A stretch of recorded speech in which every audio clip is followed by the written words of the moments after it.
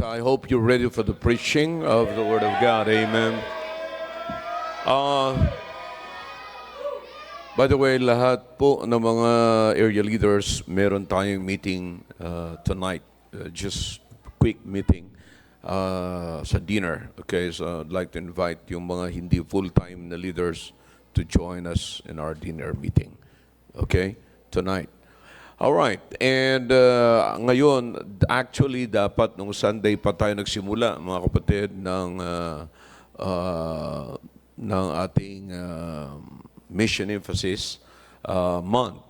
And actually, matagal na po natin ito sinimulan at ngayon na naman lang po mauulit. Pero ako'y naniniwala na tayo pagpapala. It's always good to hear from the missions, mga kapatid, di ba? And what's going on in the mission? Is there anything na something na magcha-challenge sa atin para magpatuloy tayo mag-support ng mga missions? Because next year, mga kapatid, ay magsisimula na tayong mag-cut ng mga mission support para divert natin sa ibang missions, no? Missions fund, no? So titignan natin kung alin yung mga missions na lumalago na kailangan talaga ng support, you know? Yung gusto ko makita kasi sa mga preachers natin, mga mission preachers natin, yung drive nila sa gawain. See, yung drive nila sa gawain, yan ay napakahalaga, mga kapatid, na makita po natin sa bawat mga preacher. Sabi ko nga, matagal na, naunahan na tayo ng Diablo sa site, sa mission field. Pagka nagpakaangkaang pa tayo, pagka nagpahinay-hinay pa tayo dyan, ang Diablo hindi nagpapahinga.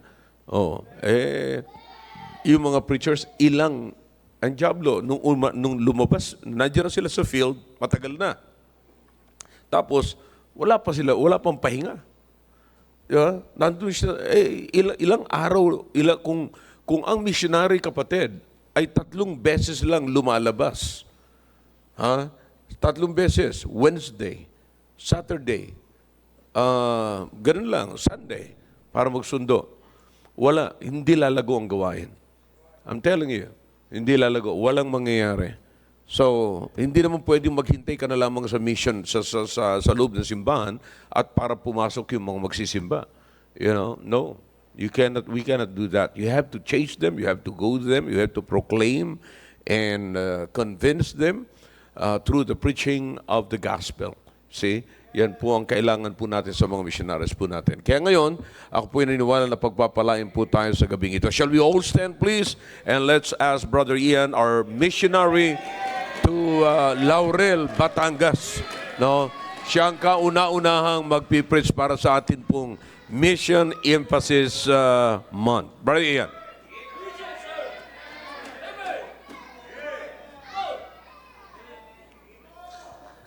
Magandang gabi po sa ating po lahat at pwede po muna kayong sandali po na makaupo po.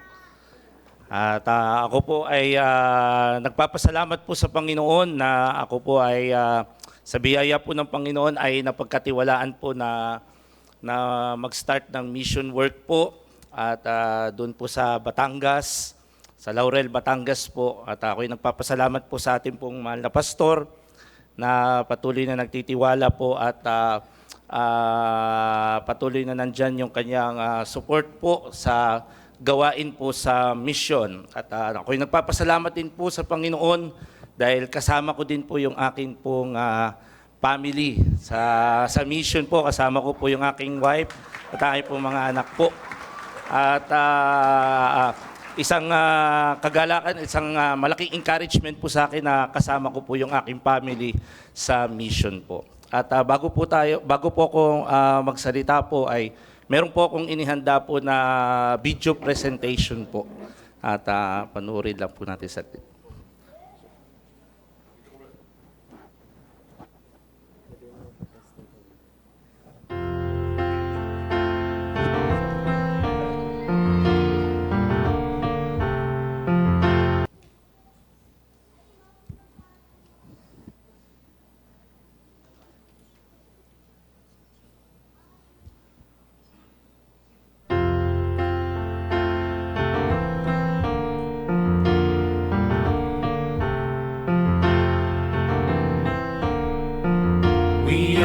the church, the chosen bride of Christ. We have the imprint of his cross upon our lives. The highest price was paid when the Lamb of God was made, the perfect and most holy sacrifice. We have one purpose, one mission, one reason to remain, to raise the cross of Jesus and magnify his name. We preach Christ, who is crucified and risen from the grave. We preach Christ, the only one who has the strength to save. The message we proclaim is the power of his name. We preach Christ. We are the voice that cries this truth today, and of this truth we will never be ashamed.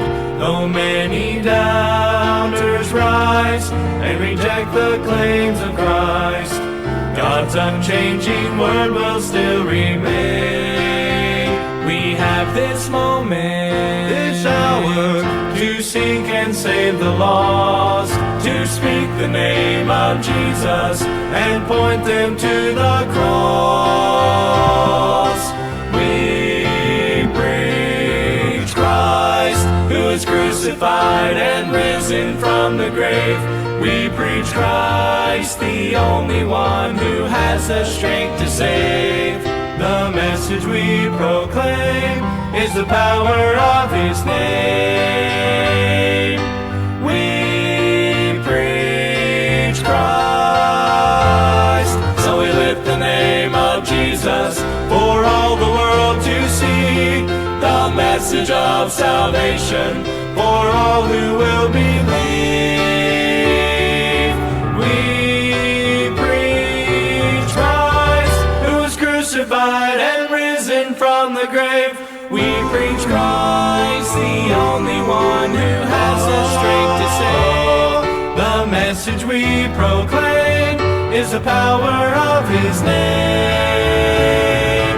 We preach Christ. We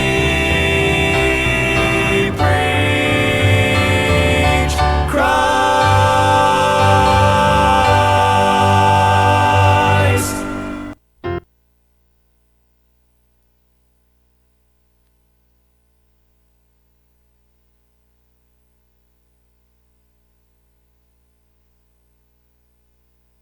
Check sound. Yan.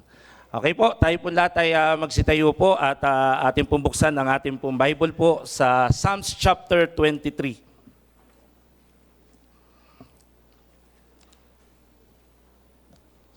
Psalms chapter number 23. At babasahin po natin po ang verse number 1 hanggang sa verse number 6, the whole chapter po ng Psalms chapter 23. Ako po ay nagpapasalamat po sa Panginoon for the privilege na makatayo po sa pulpit na ito ng ating pong pastor to preach the Word of God. And nais ko, ang aking dalangin ay ako po ay maging blessing po sa bawat isa po. Okay po, at Psalms chapter number 23, nandyan na po ba kayo? Say amen. Amen po. Verse number 1, sabi po ng Bible, the Lord is my shepherd, I shall not want. He maketh me to lie down in green pastures. He leadeth me beside the still waters. He restoreth my soul. He leadeth me in the paths of righteousness for his name's sake. Verse number 4, yea, though I walk through the valley of the shadow of death, I will fear no evil. For thou art with me, thy rod and thy staff, they comfort me. Verse number 5, thou preparest a table before me in the presence of mine enemies. Thou anointest my head with oil, my cup runneth over. Verse 6, surely goodness and mercy shall follow me all the days of my life, and I will dwell in the house of the Lord forever. Ngayon pong gabi ay nais ko po magdala po ng mensahe po sa inyo na may pinamagatang The Power of God in Our Mission. The Power of God in Our Mission. Tayo po lahat ay yumuko at tayo po ay manalangin. Dakila namin Diyos, mapangyarihan sa lahat. Salamat po Panginoon sa oras na ito na binigay niyo po sa amin. Salamat po sa privilege na makapagbahagi po ng inyong pong salita. Marami po salamat po sa aming pong mahal na pastor na patuloy na ginagamit niyo po para sa amin, para mag-train sa gawain niyo po. At salamat po sa church na ito na patuloy na nagiging blessing po, lalo-lalo na po sa mission. Panginoon, pagpalain niyo po ang pangangaral po ngayon ng inyong salita. Bigyan niyo po ako ng wisdom as I preach your word. Make me a blessing to your people, O God. At naway ang mensahe po ngayon ay maging challenge po sa bawat isa po sa amin. Patawarin niyo po kami, Panginoon, sa lahat ng aming mga pagkukulang at pagkakasala. Please, Holy Spirit, please continue to move in the midst of us. Ito po ang aming samot dalangin sa matamis na pangalan po ng Panginoong Jesus. Amen. Amen. Pwede na po kayo magsiyo po. Okay. At salamat sa Panginoon na tayo po ngayong pong gabi ay nagkasama-sama sa simbahan at tayo para matuto mula po sa salita po ng Diyos. Ngayon po, ito pong ating pong binasa po ay very familiar na po sa karamihan po sa atin. At karamihan po siguro sa atin po ay paborito po ang talata na ito po from the Psalms chapter 23. At ang Psalms chapter 23 po ay it is a Psalm of David na kung saan ito pong buong chapter na ito po ay ipinapakita po dito yung pinapakita dito ni David, pinapahayag po dito ni David yung kanyang personal na experience po sa Panginoon. Kung meron man po tayo na makikita na may magandang experience sa Panginoon, ay isa na po ito pong si David. Si David po ay kilala naman po natin na siya po ay shepherd boy at he spent years in his life na kung saan nag-aalaga ng tupa as a shepherd until na siya po ay maging hari po ng Israel. Now, the power of God in our mission. Now, the word power, it means the ability to act or produce an effect. Yan po ang ibig sabihin po ng power. The ability to act or produce an effect. Another meaning din po is the control and authority. Having control and authority. Kung meron man po dapat na mag-control at merong mataas na authority at authority or control sa mission ay walang iba kundi ang Panginoon. And wala nang pinakamaganda na mag-control pagdating po sa gawain ng Panginoon at mission work ay walang iba kundi ang Panginoon po, yung power po ng Panginoon.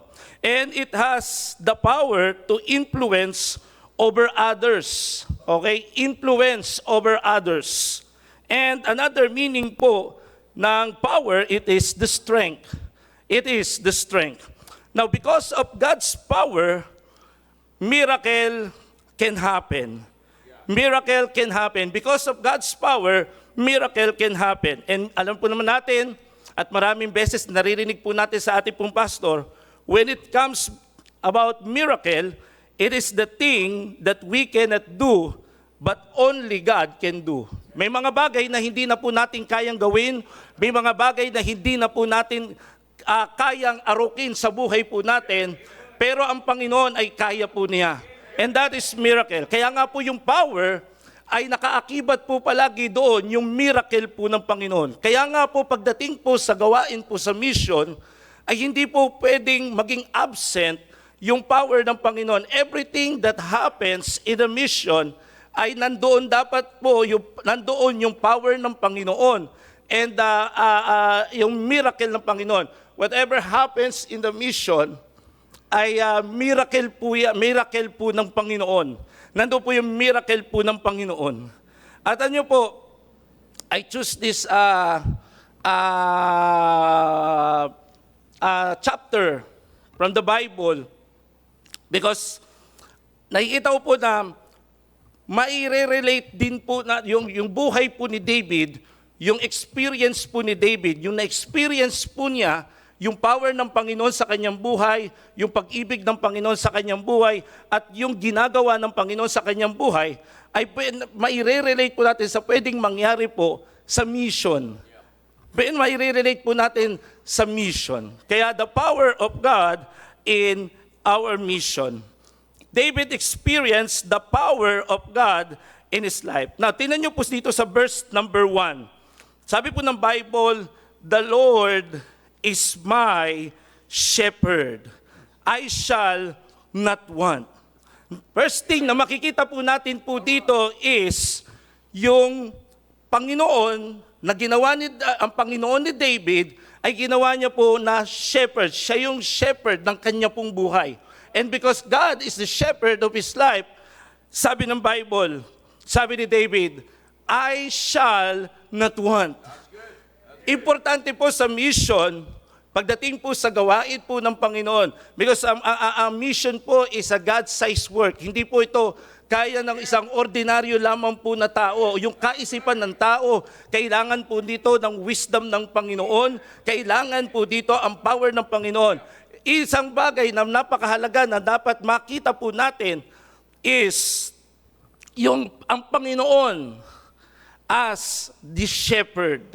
As the shepherd, the one who guides. Pagdating po sa shepherd, alam po naman natin po na ito po yung tao na kung nag-aalaga po ng tupa. Si David po, he spent his life na siya'y nag-aalaga ng tupa at inaalagaan niya, pinapasture niya po yan, and nandoon yung kanyang care, nandoon yung kanyang pagmamahal. Sa mission po, ang Panginoon ang kinakailangan po na maging shepherd. Ang Panginoon ang kinakailangan na maging shepherd po.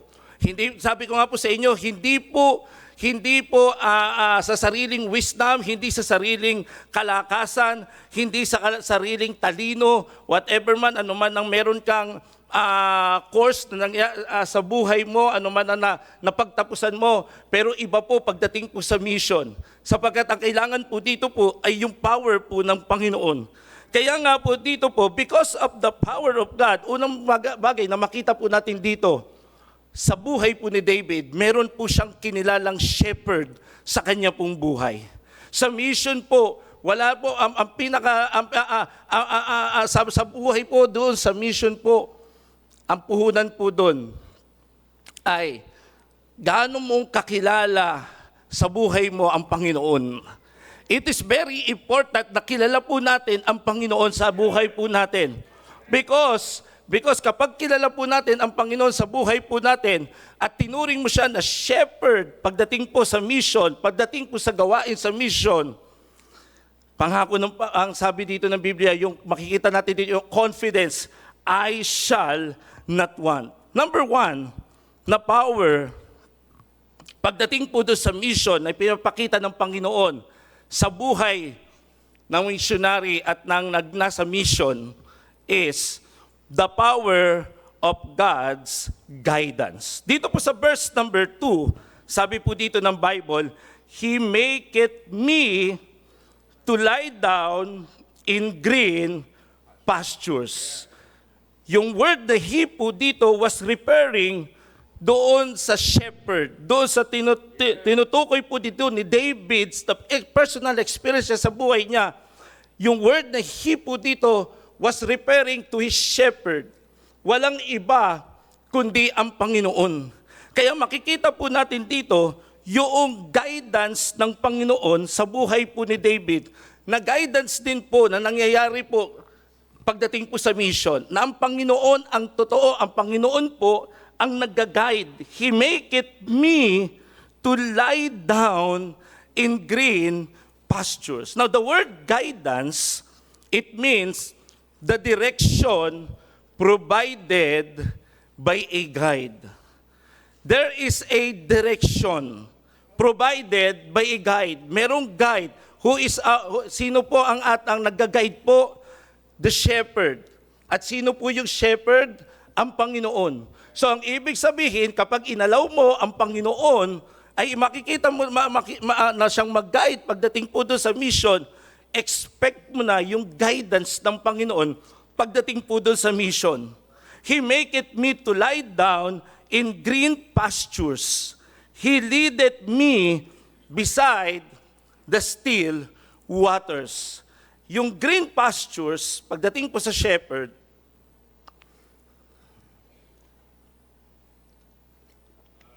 pagdating po sa pagpapastol, isa po na napaka-importante po sa mga shepherd ay dadali niya yung kanyang mga inaalagaan doon sa green pastures.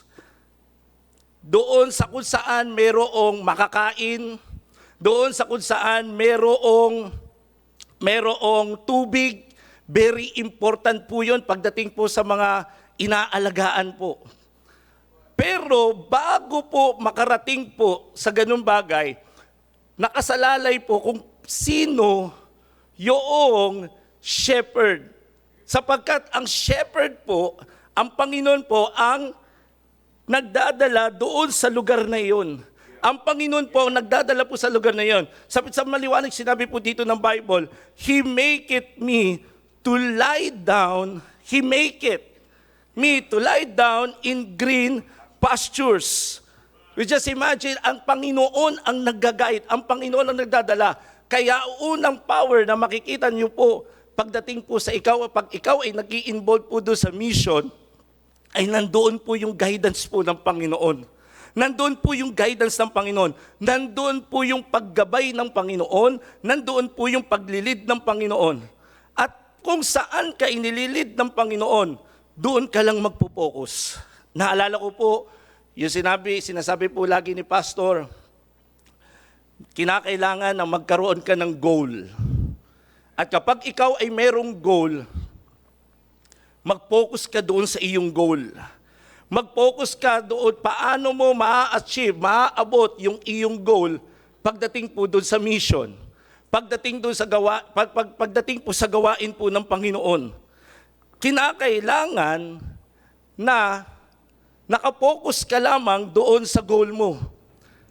At para hindi ka mawala po doon, kinakailangan na sumangguni ka, kinakailangan na nandoon ka pa rin sa kung saan ka dinadirect ng iyong shepherd. At kung ang shepherd mo po ay walang iba kundi ang Panginoon, hindi ka maliligaw. Hindi ka maliligaw sa mission. Hindi ka maliligaw sa gawain ng Panginoon. Kaya yun lagi tinuturo natin po, Pastor, ano ang purpose? Bakit ka nandoon sa mission? Walang iba kundi yung ating Great Commission.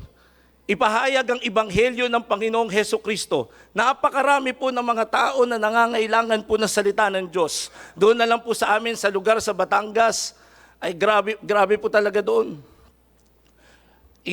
Maraming talagang kitang-kita mo talaga yung kailangan talaga nila ang Diyos at talagang halos wala talaga silang pagkakilala sa totoong Diyos.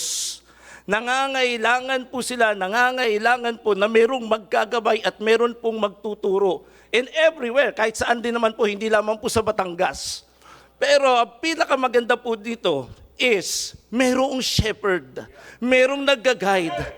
Huwag mong pahintulutan huwag natin pahintulutan ng ating pong buhay na malayo po tayo or mawala po tayo sa shepherd, sa pagga-guide ng ating po shepherd. Ang tanging po namin po doon sa mission po is manatili lamang tayo doon sa kalooban ng Panginoon. Manatili tayo doon sa guidance ng Panginoon. Manatili tayo sa Panginoon, sa paggabay sa atin po ng Panginoon. Sapagkat ang Panginoon po ay naggagabay sa atin pagdating po sa mission. Ano po, nung kami po ay napunta po doon sa mission, pagpunta po namin doon sa lugar sa Batangas,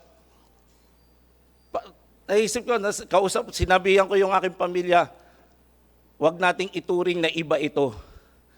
Kung ano yun dito noon, kung paano natin yung dito sa CSI, The same lang din po doon. Parang wala namang pinagkaiba eh. Kung ano yung ginagawa dito, paano ka mag-win ng kaluluwa, paano ka mag-disciple, paano ka mag-akay ng kaluluwa, ilang oras yung i-spend mo, ilan yung goal mo na ma-win na kaluluwa sa Panginoon, at hanggang sa ilan yung goal mo na maging bisita, parehas lang po. Walang pinagkaiba, na iba lamang po ng lugar. Pero yung trabaho po must be the same. Pero iba na po doon sa mission po. Like yung sinasabi sa akin pong pamilya, hindi na natin dito kasama si pastor. Malayo na tayo doon sa ating main church. Pero kahit malayo tayo doon sa main church, as far as distance is concerned, pero kung mananatili tayo doon sa shepherd, mananatili tayo doon sa Panginoon, kung paano tayo gagabayan ng Panginoon dito sa mission, hindi mananatili na wala kang ginagawa sapagkat merong Panginoon, merong guide, merong nag-guide at nagdadala sa atin sa tamang direksyon papunta po doon sa mission. Kaya nga po, kaya nga nakakalungkot po, minsan nababalita ko po sa iba na lalo na noon time na bago po kami doon sa mission, meron pong mga pumupunta sa amin, nakikipag-fellowship sa amin, mga hindi Baptist yung iba naman ay mga ibang relihiyon, nakikipagkaibigan. Sabi ko sa pamilya ko, wala namang masama doon sa makipagkaibigan, pero alamin natin kung anong purpose, bakit tayo nandito. Alamin natin kung saan ba dapat tayong mag-focus. Mag-focus lamang tayo doon sa ating trabaho, doon sa mission na ipinagagawa sa atin ng Panginoon. And that is, yan po yung paano tayo i-guide ng Panginoon. Tuturuan ka talaga ng Panginoon kung ano ang gagawin pag ikaw nandun sa mission. Tuturuan ka ng Panginoon kung ano ang gagawin mo. I-guide ka niya saan ka pupunta, ano ang gagawin mo doon sa mga tao, paano mo tuturuan ng tao, everything. I-guide ka po ng Panginoon. Verse number 3, He restored my soul. He leadeth me in the paths of righteousness for His name sake. We just imagine, idagabay ka ng Panginoon hanggang sa maluwalhati mo ang Panginoon sa iyong buhay. Idadalhin ka ng Panginoon, igagabay ka ng Panginoon sa kung saan maluluwalhati mo ang Panginoon sa iyong buhay. Number 2. Verse number 4. Sabi ng Bible, though I walk through the valley of the shadow of death, I will fear no evil. For thou art with me, thy rod and thy staff, they comfort me. Number 2, power na makikita nyo po kapag nag-i-involve po tayo sa mission. And by the way, kami po'y napunta lang po doon sa mission na iba lang po ng lugar. Pero dito rin po sa simbahan, yung trabaho dito sa loob ng simbahan, yung areas na ipinagkatiwala po sa atin ng Panginoon is our mission field. Kaya nga po kapag tayo po'y nag-involve sa gawain ng Panginoon, may experience mo, hindi po pwede na hindi mo may experience yung power ng Panginoon. Sa bawat nag-i-involve sa gawain ng Panginoon, hindi po pwede na hindi mo may experience yung power ng Panginoon. If you want to experience the power of God in your life, get involved in the mission. Get involved in the work of the Lord. Get involved in the area. Get involved in soul winning. Get involved in everything na sa gawain ng Panginoon. May experience mo talaga ang power ng Panginoon. Pero kung ayaw mo may experience ang power ng Panginoon sa buhay mo, mananatili ka lang nakaupo at walang ginagawa. Pero salamat sa Panginoon, hindi po ganyan dinesign ng Panginoon ang atin pong buhay. Ang disenyo ng Panginoon sa buhay po natin ay ma-experience po natin yung power ng Panginoon, just like David na ipinahayag niya yung power ng Panginoon, yung experience niya sa Panginoon. Makikita natin dito gaano talaga kakilala ni David ang Panginoon. Kaano kakilala ni David ang Panginoon. Number 2, power. The power of God's protection. The power of God's protection. Now, the word protection, it means coverage. It is an anchor. The anchor equipment. Always remember, mga kapatid, we have an anchor that keeps our soul. Meron tayong anchor, walang iba kundi ang atin pong Panginoon. He is steadfast. Sabi ng Hebrews chapter 6 verse 19, we have an anchor of thy soul, sure and steadfast. Number 2, na power na makikita natin if we get involved in the mission is the power of God's protection.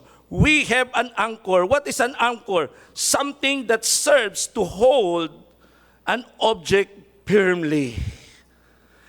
Kapag nag-involve ka sa gawain ng Panginoon, kapag nag-involve ka sa ministry ng Panginoon, asahan mo, may experience mo yung power ng Panginoon. Ma-experience mo yung protection ng Panginoon.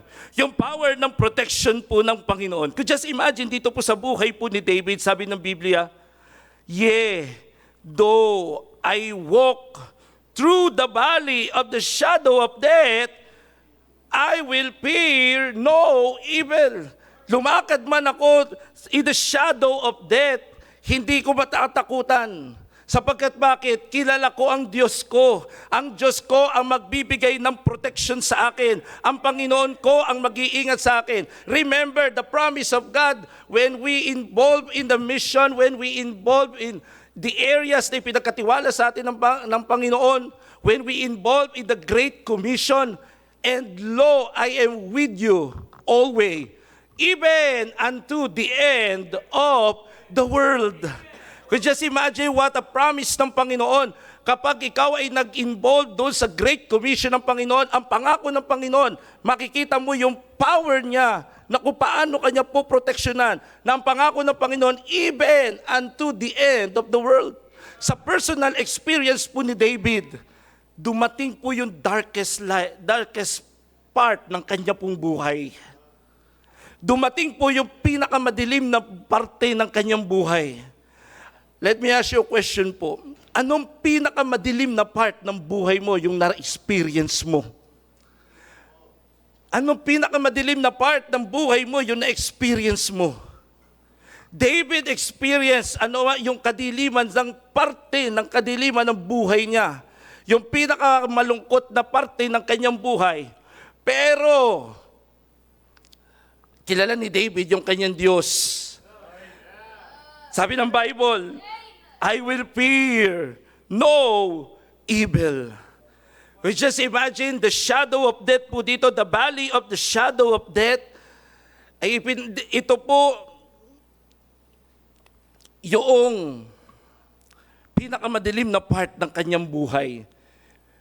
Pero nandoon yung kanyang confidence ni David because kilala niya ang Diyos niya. Kilala niya ang yung kanyang shepherd. Alam niyo po, nung kami po ay sa mission po, meron po kaming isang pambihirang experience na naranasan po ng aking pong family. Kami po ay, after po nung flood, napunta po kami sa iba't ibang mga lugar, iba't iba na pinaging mission house. May pagkakataon po, meron pong isang pangyayari po sa amin, afternoon po yun. Na-hostage po kami doon sa lugar na kung saan po kami nakatira. Kasi yung yung kapitbahay namin sa kanan, sa kaliwa namin, nag-away. Bali, nandun kami sa gitna. Sinarado yung gate at may dalang baril at may dalang itak. Akala ko noon sa Batangas, walang bahay na walang itak. Pero ngayon, kakaiba doon sa lugar na yun. Halos lahat naman, baril na ngayon. Medyo nag-level up. Ngayon, nung nandoon po kami ngayon sa bahay, nandoon yung aking pamilya, kasama ko yung aking pamilya, na-hostage po kami. Nagkaaway yung isang kapitbahay namin, yung katabi naming bahay din. Actually, magkapatid sila, nag-aaway sila, meron silang pinagtatalunan, di namin maintindihan. Yung lahat ng mga tao, walang umaawat, walang umiimik, walang gustong maki-negotiate. Ang bira sabi ko sa Panginoon, Panginoon, ano po ito? Another experience na naman po ba ito? Pero hindi na po ako natatakot doon sa mga experiences po ngayon. Bakit kilala ko po yung aking shepherd? Kilala ko po yung aking shepherd. Since na dumating po kami doon sa mission po, yun nilagay ko po sa aking isipan, yung sinasabi ng ating pong pastor, whatever it takes, ano man ang mangyari dyan sa mission, fight lang. Naalala ko po laging, nung ako hindi pa po full-time po dito, pero naririnig ko na po yan, na ang kataga po ng mga full-time po dito po ay patay kung patay sa gawain ng Panginoon. Binigay mo yung buhay mo sa Panginoon hanggang kamatayan na yan. Ngayon sabi ko sa pamilya ko, nag-isip, nung time na yon, hostage talaga kami kasi hindi kami pinalalabas, sinarado po yung gate. Yun po yung ika-4 na mission house po namin, garahe po yan. So parang naging compound yun. Naging hostage kami ngayon. Hindi naman kami talaga hinostage na as in talaga sinabi na hostage. Pero the fact na hindi kami makalabas at delikado yung buhay namin, delikado yung buhay ng aking pamilya, para na rin kaming hostage. Walang umiwik, walang dumadating na pulis. Sabi ko, pambira, paano kaya kami makakalabas nito? Walang may lakas ng loob makipag-negotiate. So sabi ko, nanalangin ako sa Panginoon, Panginoon, ingatan mo kami ngayon. Ito yung isang matinding paano kami lulusot dito. So sabi ko sa pamilya ko, sige, dyan lang kayo. Yung mga anak ko, iyak na ng iyak noong time na yun. Iyak nang iyak si Yana, at natrauma na nga si Yana kasi pag nakikita niya yung lalaki na yun, may hawak ng baril at may hawak ng itak, parang natatrauma na siya. Pero sabi ko, okay, Panginoon, bigyan niyo po ako ng wisdom. Ingatan mo kami po. Gusto ko pang magpagamit po sa gawain, sa mission. Ang ginawa ko po, sumigaw ako, sabi ko, Sir, magulos dili ka. Sabi ko, magulos dili ka. Mag-isip ka, kung ano ba yung problema, pwede natin pag-usapan yon. Hanggang sa dumating sa punto, umiyak na siya. At ang hinanap niya po yung pastor. Hinanap niya po ako. Sabi niya, Pastor, tulungan mo ako sa problema namin. Pastor, tulungan mo kami sa problema namin. Hindi ko kaya ang problema na nararanasan ko. Masyado ako ginigipit ng aking mga kapatid. So sa madalit salita, walang makapagpatim sa kanya kahit mga kamag-anak niya. Pero binigay niya sa akin yung itak niya, binigay niya sa akin yung baril. At binigay niya at nag-surrender siya. Sabi na, Pastor, pagpasensyahan mo na ako. Hanggang sa kinausap ko po sila, ayusin niyo yung problema niyo. Hanggang sa naayos po. At kinasandihan yung anak niya nakasama po sa simbahan. Kaya nga po, alam niyo po, pagdating po doon sa mission, kapag nandun ka sa mission, hindi mo alam kung paano may bibigay na experience sa iyo doon ang Panginoon. At doon mo makikita yung protection po ng Panginoon sa iyong buhay. Iingatan ka ng Panginoon at totoo yung pangako ng Panginoon. And lo, I am with you always, even unto the end of the world. Kaya nga ko just imagine sa buhay po ng isang shepherd, thy rod, sabi ni David, thy rod and thy staff, they comfort me. Alam niyo po yung rod, ginagamit po yun ng shepherd to serve as protection against the predators ng mga sheep. At ginagamit din po yun as a discipline or correction. And the staff po ay ginagamit din po ng shepherd to rescue the sheep. Kapag nalaglag po yung sheep doon sa cliff or merong mga wolves or merong mga predators, pag ang sheep ay nalaglag doon sa cliff, yung rod po, yung staff po niya, yun yung ginagamit niyang pangkawit para maiahon muli yung sheep. Could you just imagine, ang protection po ng Panginoon, merong rod at merong staff. I-rescue ka ng Panginoon. Ano man ang mangyari sa iyong buhay, ano man ang maging sitwasyon na dumating sa iyong buhay, doon mo makikita yung power ng Panginoon kung paano kanya iingatan. Kahit na sa atin dito na nandito tayo sa area, iingatan ka ng Panginoon. Huwag kang matakot. You keep on going. You keep on evangelizing people, sharing the gospel of the Lord Jesus Christ. At mararanasan mo yung power ng Panginoon. At isang power ng Panginoon na ma-experience mo yung protection po ng Panginoon doon sa mission. Number 3. In verse number 5, Thou preparest a table before me in the presence of mine enemies. Thou anointest my head with oil. My cup runneth over. Number 3, power na ma-experience po natin sa mission is the power of God's provision. The power of God's provision. Isang experience din po sa buhay po ni David, na sinabi niya dito sa verse number 5, Thou preparest a table before me in the presence of mine enemies. Ang Panginoon ang magpi-prepare. Makikita natin dito na ang Panginoon ang magpi-prepare ng lahat ng iyong kailangan. Now, dito po sa verse number 5, doon po sa custom po, in the Middle East countries, yung mga countries na diyan sa Middle East, kapag sila po ay mayroong bisita, kapag ikaw ay may guest sa iyong bahay, ay yung iyong guest, puproteksyonan mo yan at any cost. Ipuprovide mo yung pangangailangan niya at any cost. At kahit saan ka man, sa anuman ang mga basta't nandoon ka sa poder ng host,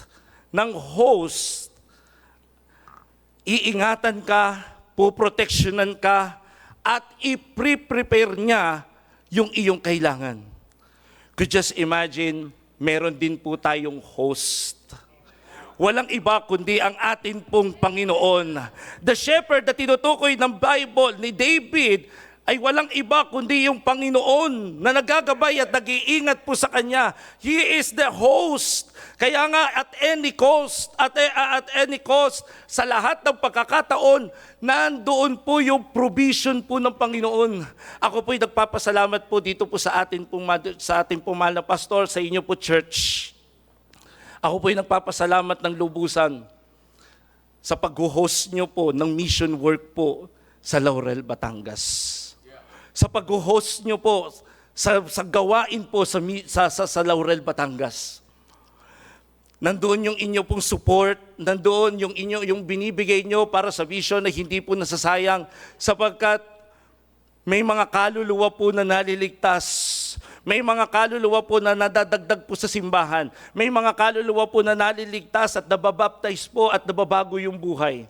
Naalala ko po, marami po kami na-experience po at nagsasabi po sa amin ng mga pamilya, mga mag-asawa na nandun na sila sa punto na sila'y maghihiwalay na.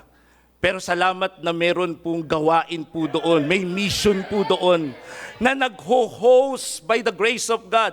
Kayo po ang unang nag-host para sa amin, para magkaroon ng mission po doon sa lugar ng Laurel, Batangas.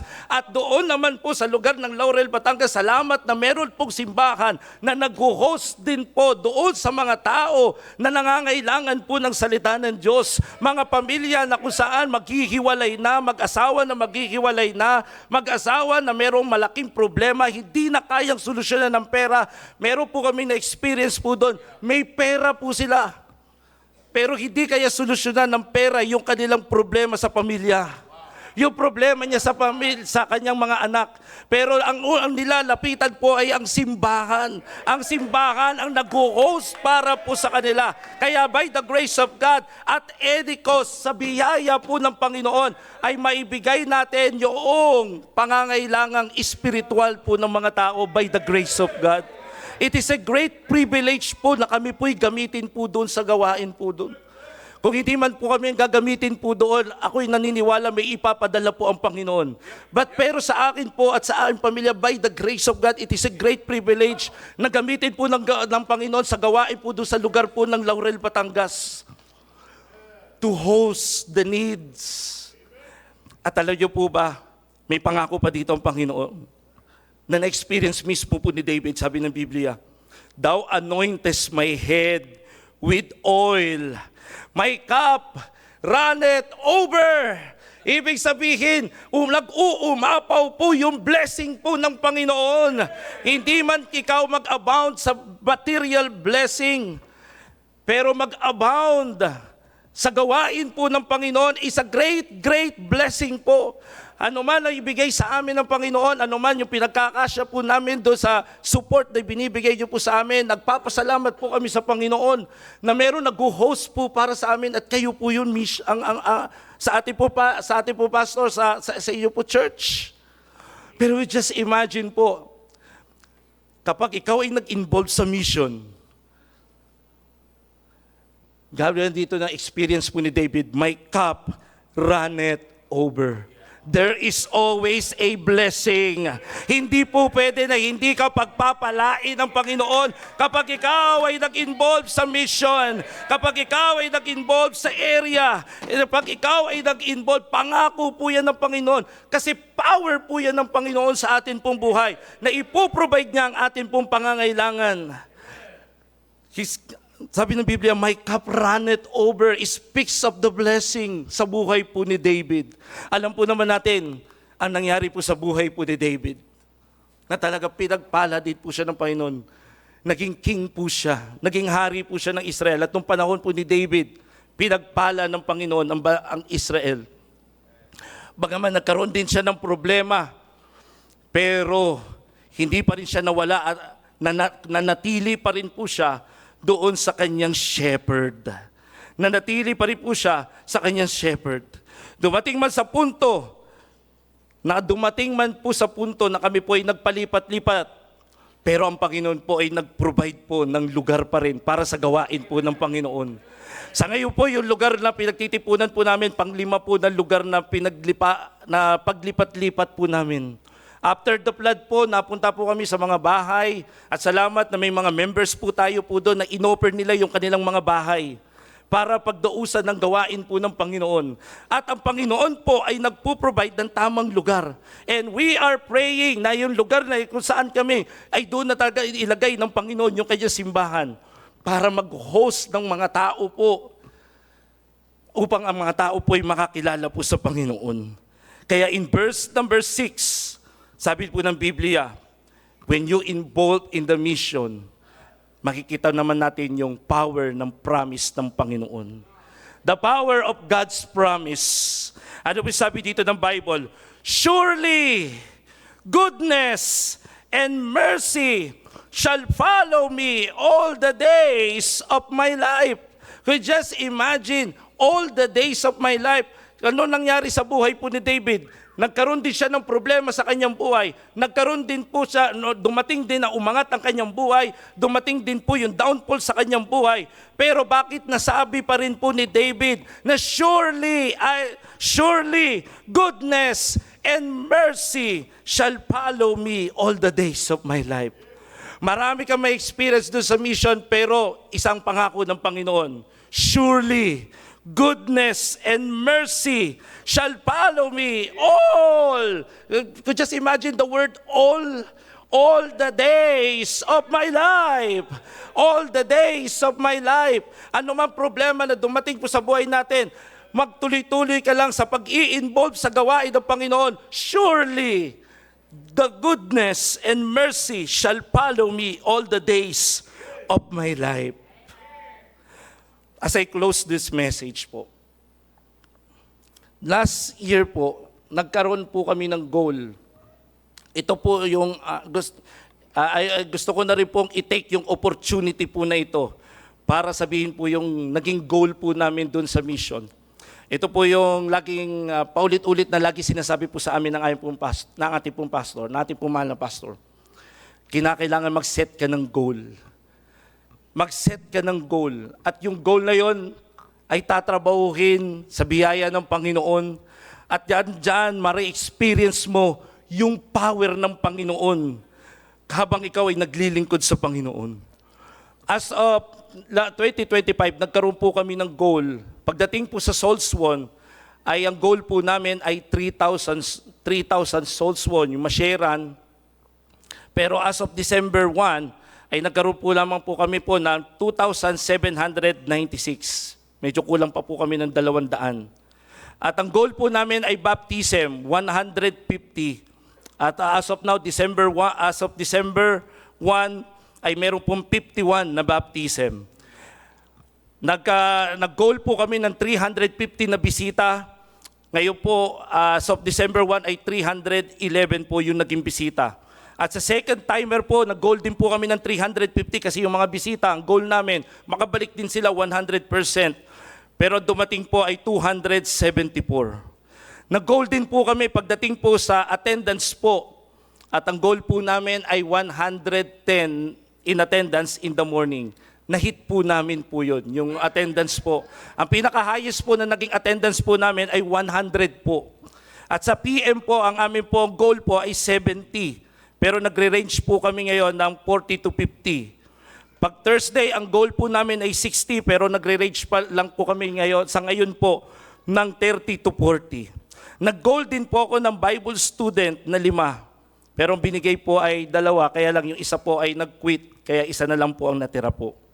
At nag-goal din po kami po ng family, additional family po na 10. Pero dumating po ay, ang meron, ang nadagdag po ay 5 po. Na families po doon sa atin po sa mission. At ngayon po ay nag-goal po, ngayon po ay ang aming attendance po ay by the grace of God ay nagre-range po kami sa 70 to 80. Last Sunday po, 71 po kami at meron pong 10 bisita at meron pong 2 po na nabaptize sa biyaya po ng Panginoon. At ipagkakataon ko na rin po ito na masabi rin po yung even yung aming pong offering, nire-record din po namin. This year, as of December 1, nagkaroon po kami ng total offering po doon sa mission po na 120,946.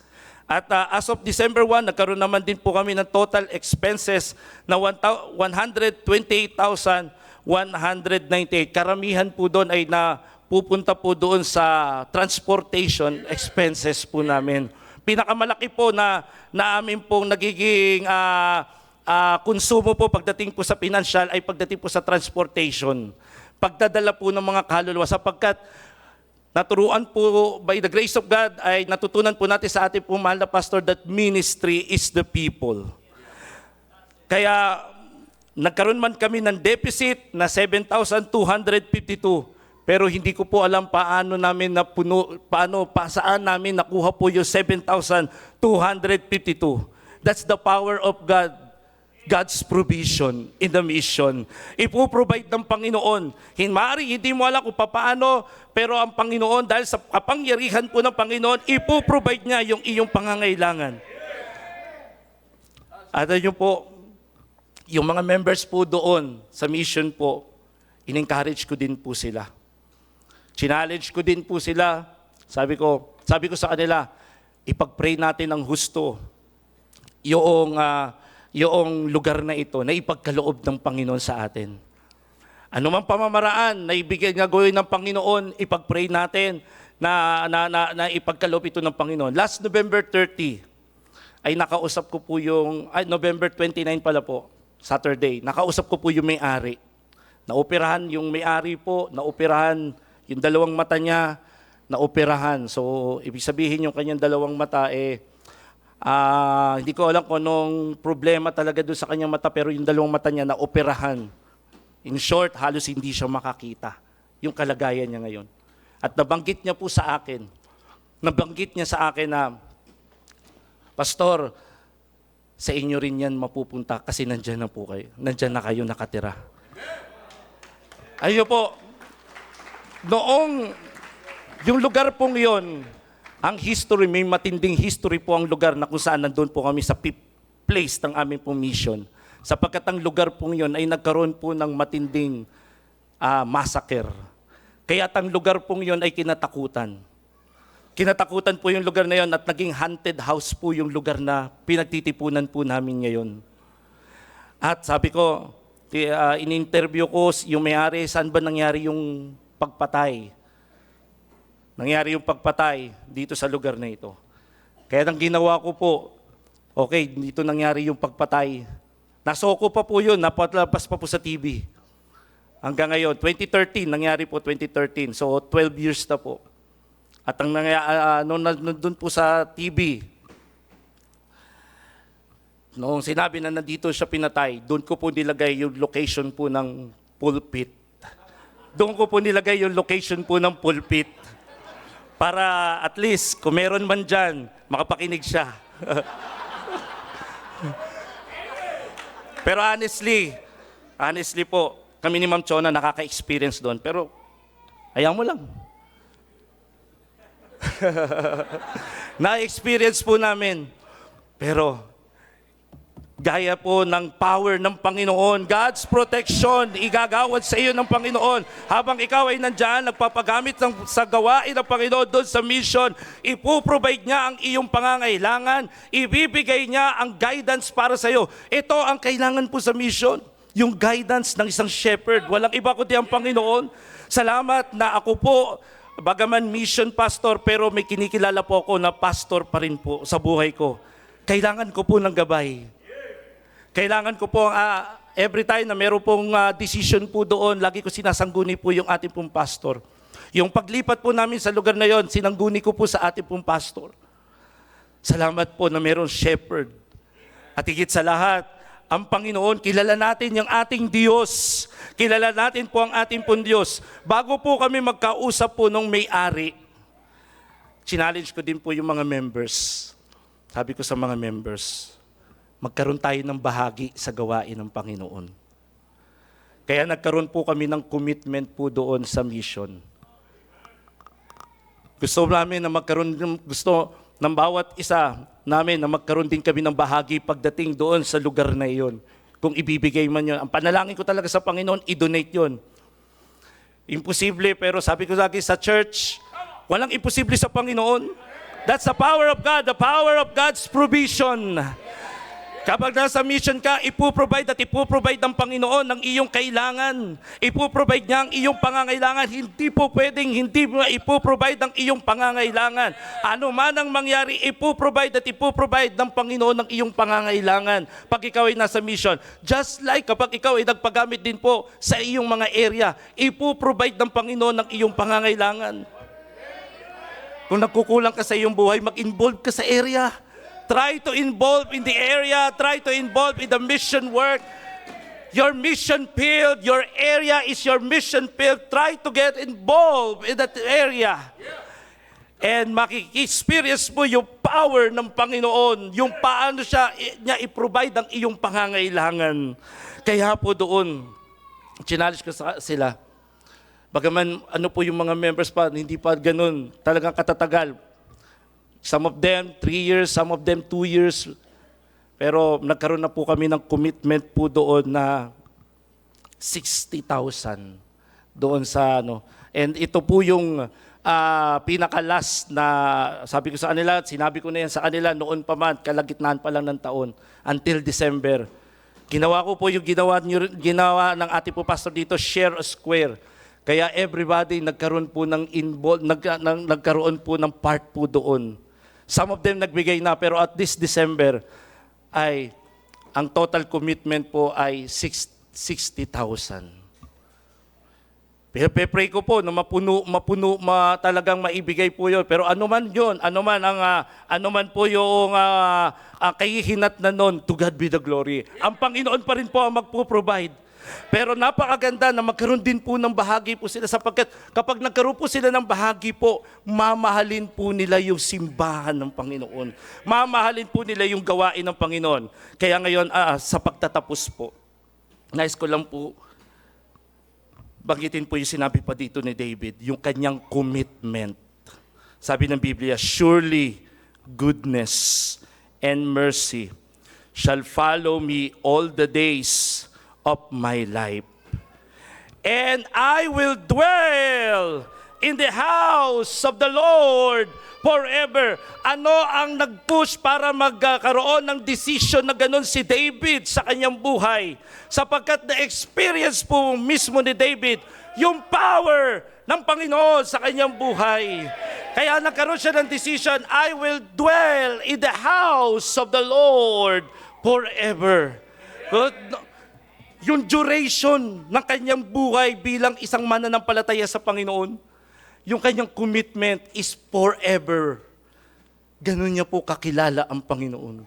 Kaya by the grace of God, the mission po doon sa Laurel, by the grace of God, sa biyaya lamang po ng Panginoon, ang aming pong commitment ay by the grace of God, habang binibigyan kami ng kalakasan at buhay ng aking pamilya, ay doon sa mission po, igugugol ang buhay na ipinagkatiwala po sa amin ng Panginoon. By the grace of God. So yan po yung kung nakita natin dito po yung commitment po ni David, yung commitment po ni David sa Panginoon, sapagkat kilala niya po ang Panginoon. This coming year, ito po ang goal namin, 3,200 souls won, 150 na baptism, 350 pa rin po na bisita, ganun din ang second timer. At ang goal po namin pagdating po sa attendance ay 150 in attendance. In the morning, at hindi namin pa nai-hit po yung PM PM attendance or afternoon attendance sa 70, i-goal po namin pa rin po yan hanggang ma-hit po namin. And then 60 on midweek service. Isama niyo po sa panalangin po ang gawain po doon sa mission. Medyo sa ngayon po ay sa biyaya po ng Panginoon ay nagpapatuloy po yung gawain na yun. At sa biyaya po ng Panginoon ay hanggang po sa pagbabalik po ng atin pong Panginoon. Kaya sa oras pong ito po, walang pinakamaganda kundi tayo po ay mag-involve sa gawain ng Panginoon, sa mission, sapagkat ma-experience mo, kung gusto mo ma-experience ang power ng Panginoon sa iyong buhay. Maraming salamat po, sir.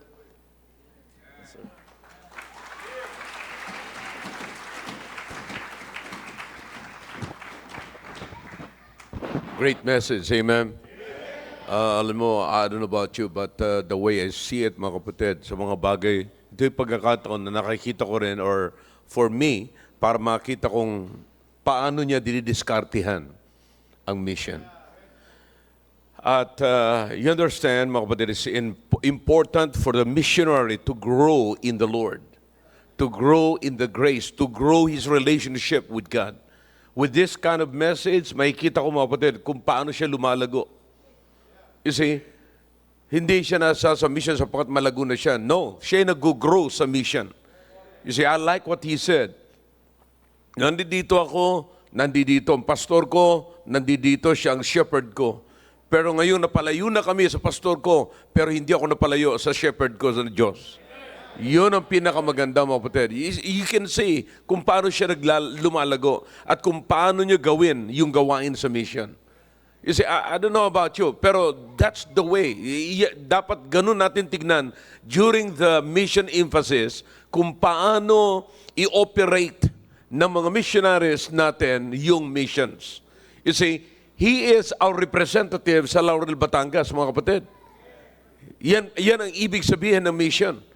You see, kaya makikita nyo kung paano niya sa wikang banyaga, sa wikang kolokyal, kung paano niya dinidiskartihan yung mission. You see, I like it. The power of God's provision, napaganda. The power of God's protection. It's all, kapatid, realidad sa mission. You see, so makikita nyo, kaya salamat sa Panginoon. Nakarating po kami doon at nung kami, kasama ko si Brother Noel, kasama ko si Brother Rudy, pumunta kami doon after the flood, after yung nagkaroon ng matinding baha, pudo mga kapatid, and then maraming mga namatay at napunta na lamang doon sa lake, mga kapatid, and then binigay sa kanila ng Panginoon yung mission house na yon. See that? Alam naman natin na yung lake na yon, doon nanggagaling lahat ng mga masasarap na tilapia sa Laguna. Yeah? Yeah, sa Batangas. Yeah. Kaya nung pumunta kami doon, mga kapatid, ang hinain sa aming ulam, tilapia. Bago ako kumain, tumingin muna ako kay Noel. Sabi ni Noel, okay yan, sir. Yeah. Ang tataba. But you know what? Makikita niyo, mga kapatid, nung nakita ko, sabi ko itong mission, kung paano niya inaayos yung mission house, kasi kunento niya sa akin kung ano nangyari doon, mga kapatid. 2 patay doon, di ba? Yes, sir. 2 patay po doon.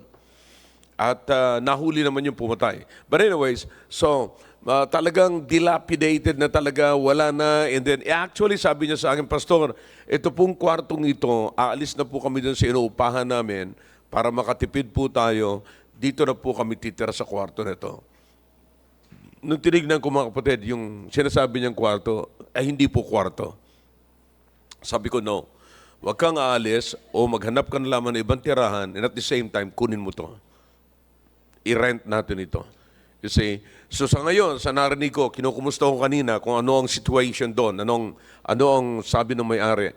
Pero sabi ng may-ari, sa atin hindi naman daw mapupunta at pwede namang i-develop at our own expense. So let's do it. Wala hong kisame yun. As you see, kung mapipili nyo, mapapakita nyo yung building, mission building, mas maganda. You see, at kinakailangan i-fix natin yan. Sinasabi ko sa kanila, at least, itong preacher po natin, meron po siyang diskarte, mga kapatid. Naaayos siya. No? Nakita ko nga, mga kapatid, yung building, sabi ko, wow, maayos na. Pero mas maganda ho pagka yun ay nakisamihan. You see, kasi mas maganda, yan lagi kong sinasabi, mga kapatid, na ang house of God ay dapat may magandang presentation. See? So I like it, mga kapatid. I mean, this is really, ito yung mga missionary na makikita po natin na merong ginagawa sa mission.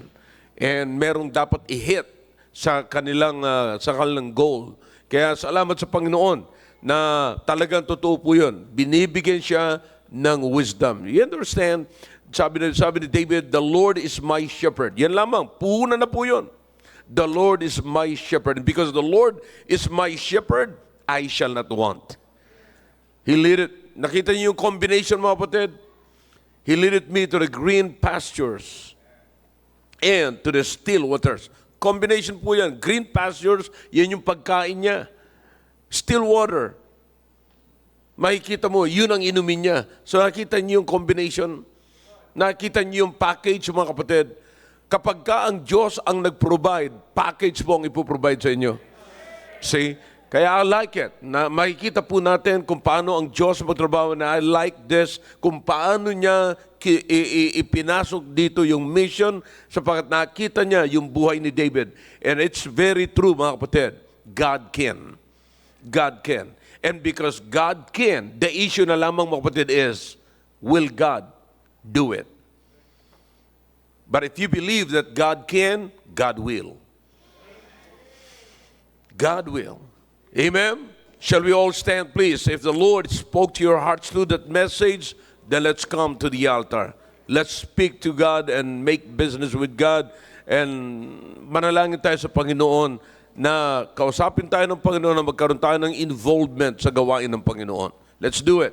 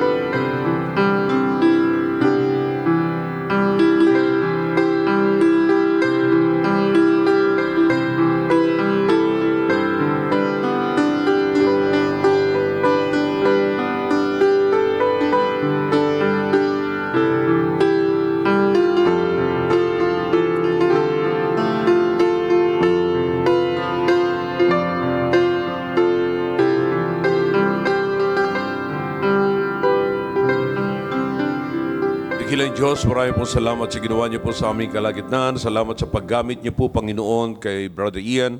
Salamat sa pinagkatiwala niyo po ng trabaho po sa kanya. Pagpalain niyo po, O Diyos, ang pinagkatiwala mo sa kanya. Patuloy niyo po siyang pagkalooban ng wisdom. And thank you for shepherding him, O God. Thank you, O God, for leading him. Kailangan po namin ng wisdom niyo sa ministry, Panginoon. We cannot accomplish anything in the ministry without you as our shepherd, O God. Thank you. We praise you for what thou hast done in his ministry, O God. In Jesus' name, amen. All right, back to